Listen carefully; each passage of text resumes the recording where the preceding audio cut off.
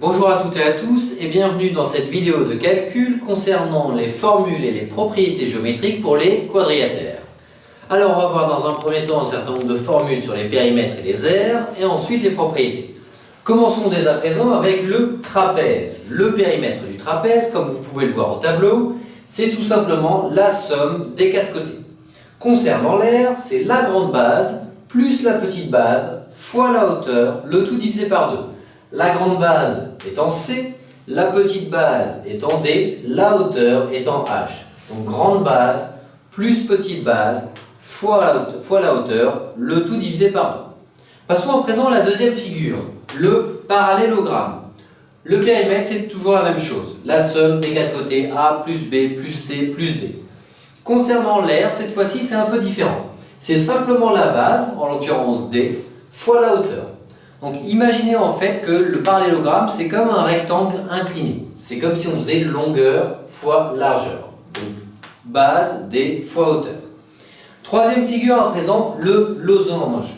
Donc il y a ces quatre côtés de même longueur et ces diagonales qui se croisent perpendiculairement en leur milieu. Le périmètre, 4 fois le côté. L'aire, la grande diagonale plus la petite diagonale, le tout divisé par 2. Donc grande diagonale plus petite diagonale, le tout divisé par 2. Ensuite, classique, le rectangle, le carré. Le rectangle, comme vous le savez, le périmètre, c'est 2 fois longueur plus largeur, entre parenthèses. L'aire, c'est longueur fois largeur. Concernant le carré, le périmètre, c'est 4 fois le côté. Et concernant l'aire, c'est tout simplement le côté au carré.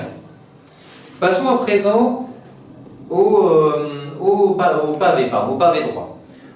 Donc ici on est dans un cas de 3D, on va donc calculer le volume. Donc on peut vous demander de calculer le volume d'une boîte, le volume d'un camion. C'est la raison pour laquelle il faudra appliquer la formule longueur fois largeur, c'est-à-dire en fait l'aire de la première face, le tout fois la hauteur, ou alors la profondeur. Donc longueur fois largeur, le tout multiplié par la profondeur. Ensuite, on va voir un certain nombre de propriétés géométriques.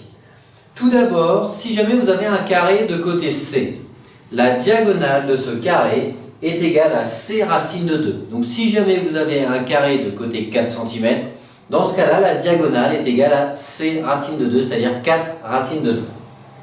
Autre propriété géométrique à connaître par cœur qui est extrêmement utilisée. Si jamais vous avez un carré qui est inscrit dans un cercle, c'est-à-dire que les extrémités de ce carré se situent sur ce cercle. Dans ce cas-là, et uniquement dans ce cas-là, la diagonale de ce carré est égale au diamètre. Enfin, si on a le cas inverse, à savoir un cercle qui est inscrit dans un carré, c'est-à-dire que les extrémités du cercle se trouvent sur le carré, dans ce cas-là, le diamètre de ce cercle est égal au côté du carré. Donc vous devez vraiment connaître ces formules, ces propriétés géométriques par cœur, elles sont extrêmement utilisées pour le tâche 2. Je vous souhaite bon courage pour la fin de votre préparation, à très bientôt.